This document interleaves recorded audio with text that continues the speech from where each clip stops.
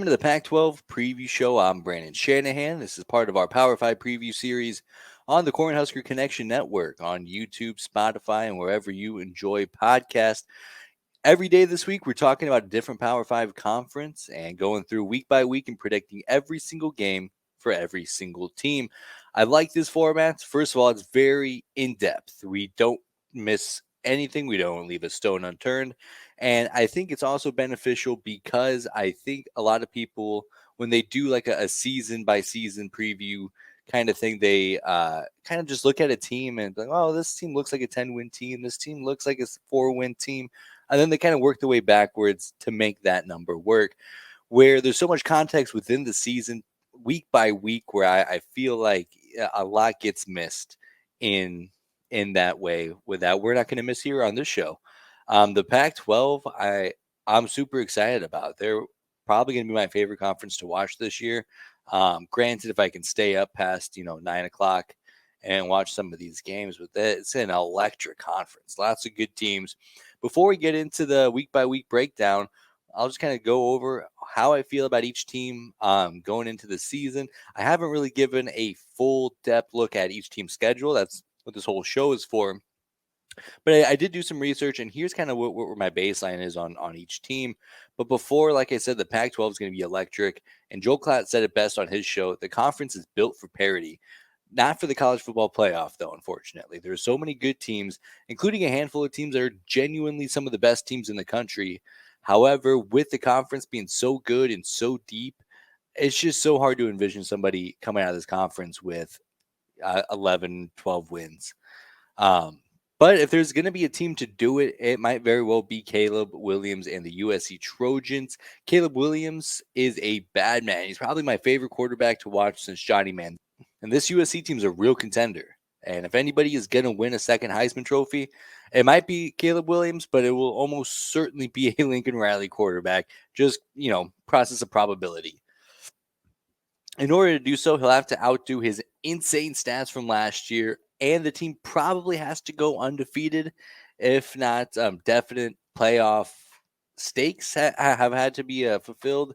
It's very well possible, not impossible, but they should take another step up as a team, specifically the defense. The offense, of course, is going to be electric when you have someone like Caleb Williams slinging it, but the defense should take a pretty good step back. They got 9 starters back.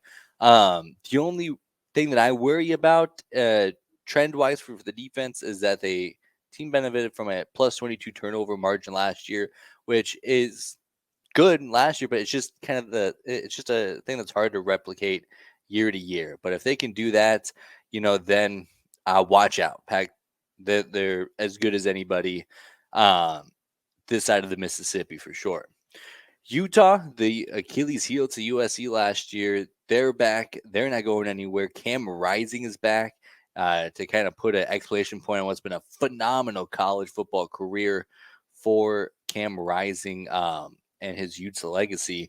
Hopefully, maybe he gets that elusive Rose Bowl in the playoffs. That would line up pretty well. But they should be able to stick around the 36 point per game mark from last year's squad. There's no real indication they're going to trend downwards, and it's just hard to build upon 36 points per game. But if they're going to achieve what they want to achieve, it's going to be because the defense hits their stride. If they are as good as they hope it to be, if they do win the Pac-12, if they do compete for a playoff spot, it's because the defense is a top 10 defense, which is very well possible. Oregon, on the other hand, is kind of built in contrast to Utah. They're a very good team, but most of their experience and skill is going to come on the offensive side of the football. Bo Nix comes back, already putting up billboards in New York to get his name out there for the Heisman race. They do bring back 8 starters on the offensive side of the ball. The offense was awesome. Unfortunately, nobody really cared much about Oregon after they got blown out by Georgia in week 1. But they have a favorable schedule. They avoid the Bulldogs this year, which is a huge win for them and hopefully a good opportunity to build some momentum. Washington, they might be the best watching college football this year. I am so high on the Huskies. And if they hit their stride, they're a very real college football playoff contender. And if that's the case, Michael Penix Jr. is almost certainly in New York for the Heisman ceremony. This offense nearly doubled their points per game production to nearly 40 points per game last season. They bring back 7 starters, including Penix and 2 all Pac-12 wide receiver candidates. They're scary. They're going to be fun. I'm so excited about the Huskies. It might also just be the purple and gold that my eyes are so locked on to. But those 4 teams, I think, make up on paper the best 4 teams of any conference throughout the country, as they're all 4 possible national contenders. All 4 teams, I think, can compete at that level. But that's also why I think that probably none of them will make the college football playoff. Nobody really jumps that far ahead to create a big enough gap to finish 12-1 with the Pac-12 title.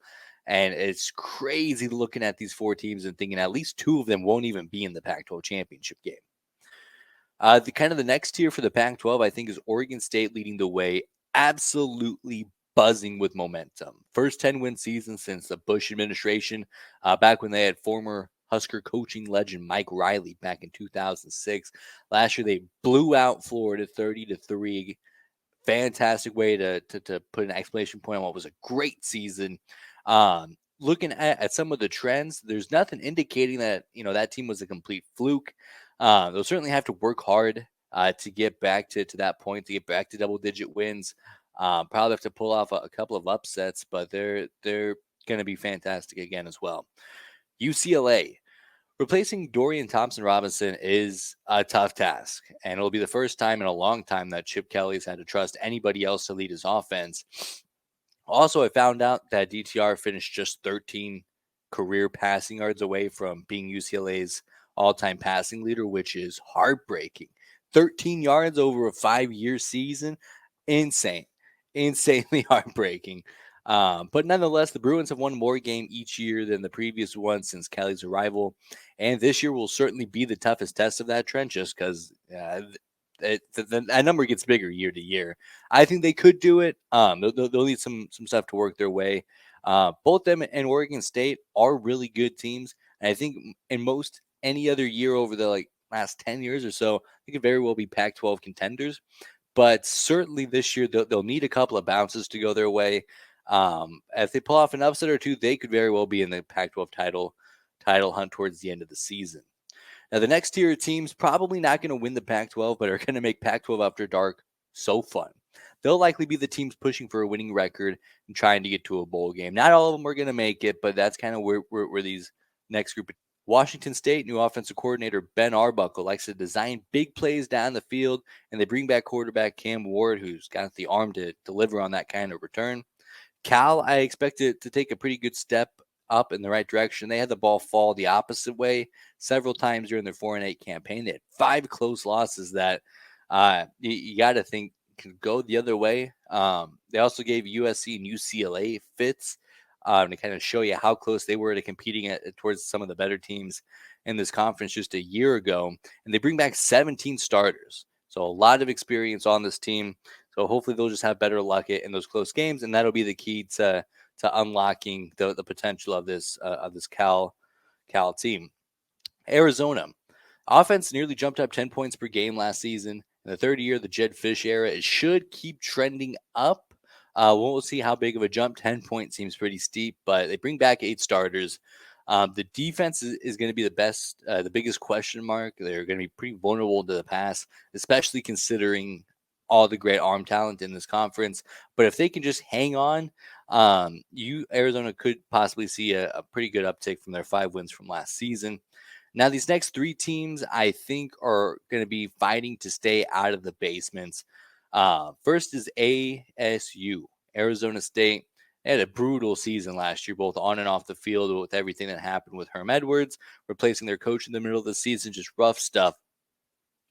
The new slate and new era should bring some calmness, hopefully with first-year head coach Kenny Dillingham. Now, whether or not that leads to more on-field success is to be determined, and I think the reason why they're in this tier instead of the tier ahead of them is just because that's a huge question mark. Kenny's got some work to do. They're certainly best built to be the best out of these final 3 teams, but with the new coach, a new system, it could work in their favor if they experience some growing pains early on.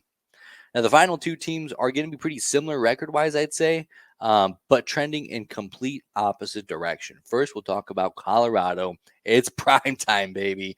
Let's go. After years of giving more players than receiving into the transfer portal because of academic restraints, the administration in Boulder has taken some pretty big steps to help out the football program stay evolved with this new transfer portal.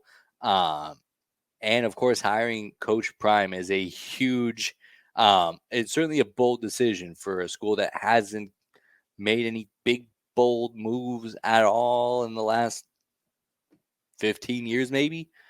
Certainly no choices as prominent as Coach Prime. Certainly taking over the worst Power 5 program will take some time. And even in the brightest timeline, it's going to take a couple of years to really start racking up the wins, but the stock is skyrocketing. And Stanford, like Colorado, they're not very good. Except the problem with Stanford is that they don't have the same kind of administration support that Colorado's gained over the last 12 months. Still really hard for transfers to come into Stanford. Not as hard for current Stanford players to leave and go to the transfer portal. So they're losing players left and right. They have new head coach Troy Taylor.